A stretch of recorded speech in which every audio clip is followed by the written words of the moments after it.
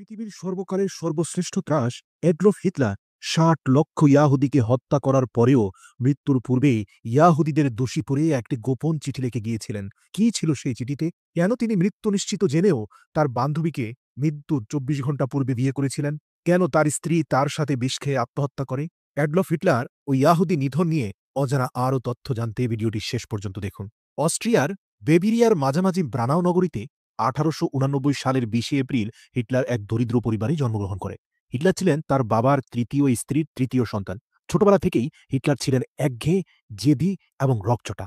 সামান্য ব্যাপারেই তিনি রেগে উঠতেন এবং অকারণে শিক্ষকদের সঙ্গে তর্ক করতেন, এমনকি আক্রমণ করতেন। পড়াশোনার চেয়ে তিনি ছবি আঁকতে পছন্দ করতেন বেশি।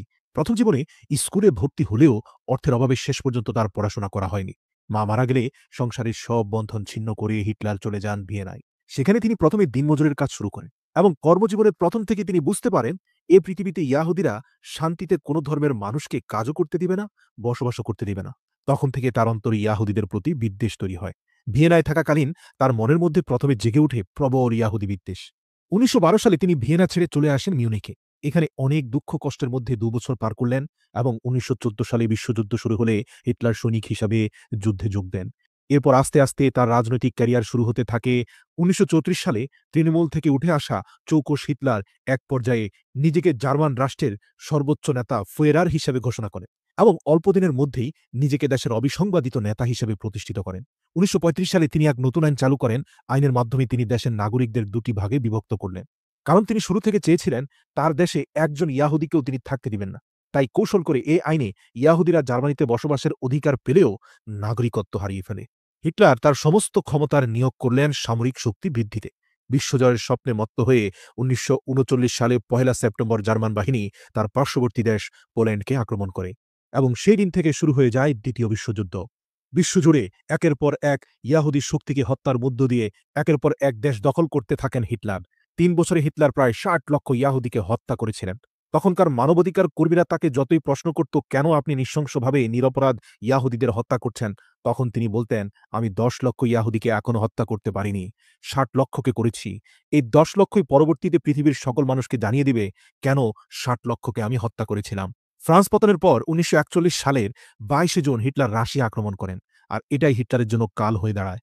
প্রথম দিকে জার্মান বাহিনী সর্বোচ্চ জয়লাভ শুরু করলেও মিত্রশক্তি যখন সম্মিলিত হয়ে অগ্রসর হতে শুরু করে, তখন আস্তে আস্তে হিটলারের বাহিনী পিছু হটতে থাকে। ২৯ এপ্রিল হিটলারের সর্বশেষ ভরসা স্টেইন এর সৈন্যবাহিনীর ধ্বংস হয়ে যায়, যারা ছিল সবচেয়ে চৌকস বাহিনী। হিটলার তখন বুঝতে পারেন তার স্বপ্ন চিরদিনের মতোই শেষ।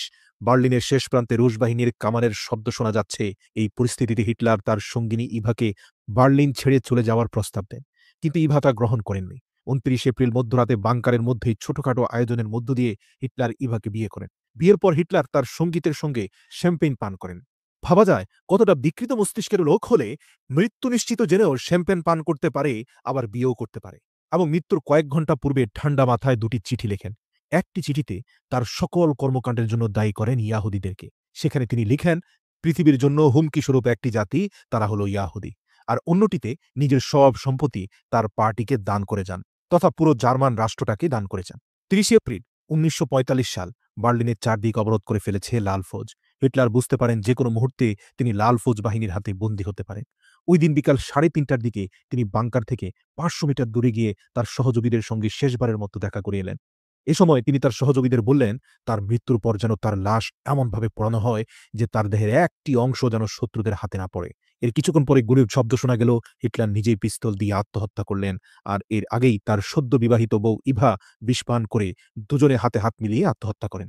চারদিক থেকে তখন গোলা এসে পড়েছে। তখন হিটলারের ২ সেনা তার মৃত্যুদেহ কম্বল দিয়ে মুড়িয়ে বাগানে নিয়ে এলো। সেই অবস্থাতেই তাদের পেট্রোল ঢেলে আগুন লাগিয়ে দেয়া হলো। গোটা বিশ্ব যখন ধ্বংসের খেলায় মেতে রইল, আর ঠিক সেই মুহূর্তে নিজের ধ্বংসটা যেন এক প্রকার সেলিব্রেশন করলেন অ্যাডলফ হিটলার নামের মস্তিষ্ক বিকৃত এই স্বৈরশাসক।